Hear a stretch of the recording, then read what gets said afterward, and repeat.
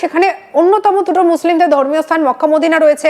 তাহলে এমন একটা জায়গায় স্বাভাবিকভাবেই যদি অ্যাটাক হয় বা তারা যদি পাল্টা অ্যাটাক করে, তাহলে তার একটা প্রভাব কিন্তু ধর্মীয় ক্ষেত্রতে গিয়েও পড়বে। এমনিতেই কিন্তু এই লড়াইকে বারবার ধর্মযুদ্ধ বলা হচ্ছে, তাহলে কি এমন হয়ে যেতে পারে যে এই লড়াইটাতে এই ধর্মের প্রভাবে এই লড়াই আরো ভয়ঙ্কর হয়ে যেতে পারে? অ্যাবসলিউটলি, আপনি ঠিকই ধরেছেন। আপনি এটাই মক্কা মদিনা নিয়ে তো ইরান আর বাকি দেশের মধ্যে ঝগড়া আছে, কি আমাদের ওদের একটা ধর্মীয় ঝগড়া আছে, তাই জন্য তো ওরা শিয়া সুন্নি হয়ে গেছে। বোথ আর ইসলাম, বোথ আর মুসলিম। কিন্তু আপনার ইরান দেখলে ওরা শিয়া, অন্যদিকে সুন্নি। এদের ঝগড়ার মধ্যে এইটাই কারণ আছে, যদি ইরান সৌদি আরেবিয়া যদি পাকিস্তানকে নিয়ে যে কোনো রকমে যদি হামলা করে বা যারা যদি নিউক্লিয়ার করার চেষ্টা করে, তার মানে কেউ ইরান কাছে আর কোনো রাস্তা নেই, ওরাও নিউক্লিয়ার হামলা করবে। আর ওখানে ভ্যালু টার্গেট, এটা আমরা বলি, ও ভ্যালু টার্গেট, ওদের যতগুলো রিলিজিয়াস ফেথ আছে ওটা খান খান হয়ে যাবে। এর মধ্যে কোনো সন্দেহ, আপনি ঠিকই ধরেছেন, অ্যাবসলিউটলি কারেক্ট ধরেছেন। ইরানিয়ান প্রেসিডেন্ট তাই জন্য বারবার ক্ষমা চেয়ে বলছেন, ইরানিয়ান প্রেসিডেন্ট উনি বলছেন যে খাড়ি এই যে দেশগুলো আছে, আরবিয়ান কান্ট্রিগুলো আছে, ওখানে আমরা কোনো মুসলিমকে আমরা টার্গেট করিনি উনি বলছেন। বা আমরাও যেটা দেখেছি কুয়েতে, আপনি দেখুন না, 4-5 তারিখে মার্চে আপনার F-15 গুলো কি করে ওয়ান আফটার অ্যানাদার পড়ে গেল। আপনি দুবাইয়ের জিনিসটা দেখুন, কিভাবে ওদের যতগুলো হাওয়াই ছিল বা বিমানে যে ওড়াবার জায়গা ছিল, এয়ারপোর্ট ছিল, ওখানে কি করে ইরানিয়ান মিসাইল গুলো বা পড়ছে।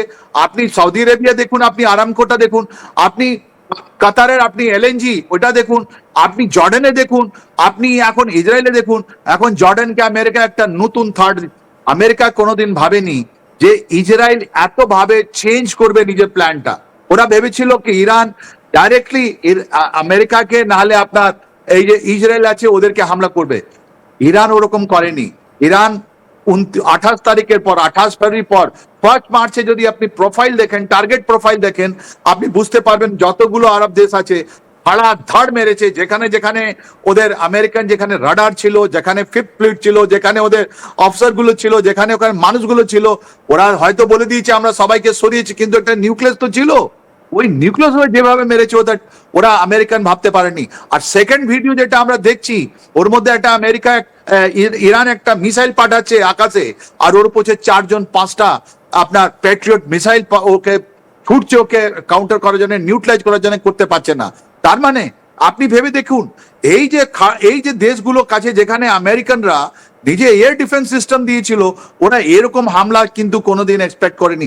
ওরা ভেবেছিল ইরান এদেরকে কোনোদিন অ্যাটাক করবে না।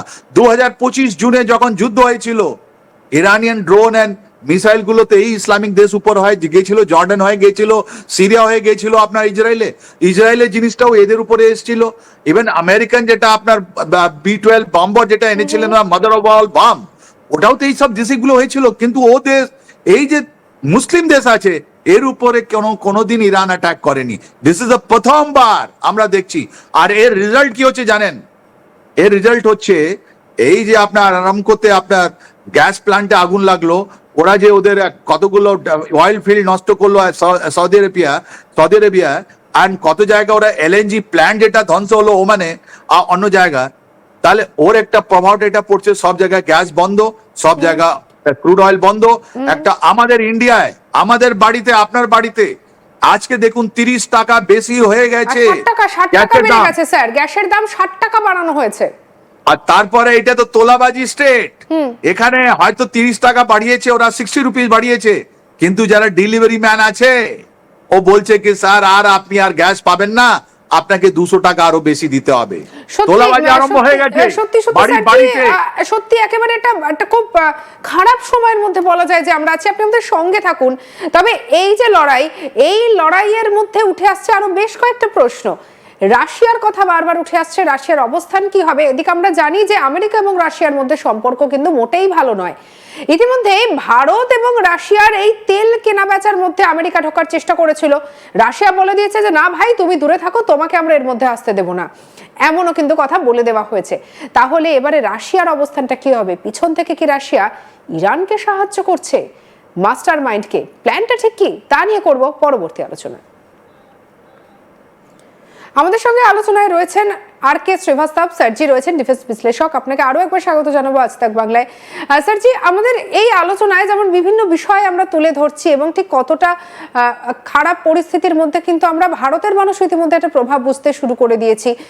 এই লড়াই যদি এমন আকারে ধারণ করে, একদিকে আমরা দেখতে পাচ্ছি যে আমেরিকা, ইসরায়েল রয়েছে, খাড়ি দেশগুলো রয়েছে, ইরান রয়েছে, ভারত এখন অব্দি নিরপেক্ষ স্থানে রয়েছে, কিন্তু রাশিয়াকে ধীরে ধীরে জড়িয়ে পড়ছে এবারে যুদ্ধে, কি বলবেন? দেখুন, এই যে আপনি রাশিয়ার ফ্যাক্টর, ইরান, ইসরায়েল এন্ড আমেরিকার মধ্যে যেটা রাশিয়ান ফ্যাক্টর কথা বলছেন, এটা দুদিন আগে থেকে আমেরিকার যেটা নিউজ পেপার গুলো আছে, যার মধ্যে নিউ ইয়র্ক টাইমস আছে, ওয়াশিংটন পোস্ট আছে, ওরা আর্টিকেল বের করেছে। একটা দুটো না, অনেকগুলো আর্টিকেল ওরা বের করলো। আর ওই আমেরিকার মধ্যে একটা খবর ছড়িয়ে দিল যে এই যে স্পেসিফিক, খুব স্পেসিফিক টার্গেটে এই মিসাইল গুলো কি করে, ইরানিয়ান মিসাইল গুলো কি করে ওখানে গিয়ে টার্গেট ডিস্ট্রয় করছে। তার মানে ওরা কি বলছে? ওরা বলছে যখন আমরা পুরো আরব দেশ থেকে লোককে বের করে দিলাম, আমাদের শিপগুলো বেরিয়ে গেল, আমাদের সামরিক বিমান বেরিয়ে গেল, কিন্তু কিছু লোক ছিল যারা নিজের এম্বাসি ছেড়ে, আমেরিকান এম্বাসি ছেড়ে ওরা হোটেলে ছিল। তো ওদেরকে ঠিক সঠিকভাবে ওদের হোটেল রুমে গিয়ে ওই হোটেলে কি করে ইরান মারলো, এই ইন্টেলিজেন্সটা কে দিচ্ছে? এই ইন্টেলিজেন্সটা আপনাকে রাশিয়া দিচ্ছে, এই ইন্টেলিজেন্স ইরানকে আবার চায়না দিচ্ছে। কেন? চায়না অ্যান্ড রাশিয়ান এম্বাসি তো ওসব দেশগুলো আছে, ওদের কুয়েতে আছে, ওদের ইরাকে আছে, ওদের ইউনাইটেড আরব এমিরেটসে আছে, ওদের বাহরিনে আছে, ওদের সৌদিতে আছে। ওরা জানে যে আমেরিকান এম্বাসি যখন খালি হয়ে গেছে, আমেরিকান যতগুলো ওদের সামরিক বিমান চলে গেছে, ওদের জাহাজগুলো নৌকো চলে গেছে, নৌসেনা চলে গেছে ওখান থেকে, কিন্তু কি পার্সোনাল যারা ডিসিশন নিচ্ছে, যারা কথা বলছে, যারা জোন হোটেলে থাকছে, ওরা ওদেরকে মারছে কি করে? এত স্পেসিফিক ইন্টেলিজেন্স ইরান পেয়েছে, এটা তো আগে হয়নি। ওরা ভেবেছিল সিআইএ, মোসাদ অনেক বড় জিনিস, কিন্তু এবার ইরান কি করে পেল? ওরা এই ইন্টেলিজেন্স যে অ্যালগোরিদম যেটা দিয়েছে ইরানকে, ওরা বলছে এর পেছনে রাশিয়া আছে, এই ওদের নিউজ পেপারের কথা আছে, যেটা সৎ হতে পারে। আমি এটাও জানি যে ইরানিয়ান যে ইন্টেলিজেন্স এজেন্সি আছে, ওরাও খুব কিন্তু অ্যাক্টিভ, আর ওদের অ্যাম্বাসি গুলো এখনো এইসব খাড়ি দেশে এখনো কাজ করছে, ওদের লোক এখনো আছে, ডিপ্লোমেসি চালিয়ে যাচ্ছে, ওদের মানুষ টু মানুষ কথা বলছে। এটা আপনি ভুলবেন না। That is point one. Point two, এই যে রাশিয়ান কথাটা বললেন, আজকে লাভ কার হয়েছে? এই লাভ হয়েছে আপনার রাশিয়ার। আপনি বলবেন কিভাবে? আপনি দেখুন, এই যে খাড়ি অয়েল গুলো বন্ধ হলো, আমরা তো এফেক্টেড আছি, আমরাও তো, ইন্ডিয়া তো এফেক্টেড আছে।